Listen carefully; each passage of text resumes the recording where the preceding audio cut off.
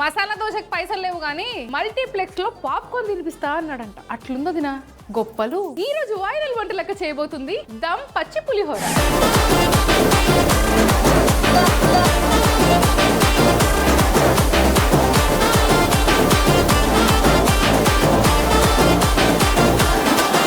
Viral వంట లెక్క చేయబోతున్న రెసిపీ ఆలుగడ్డ కారం వేపుడు.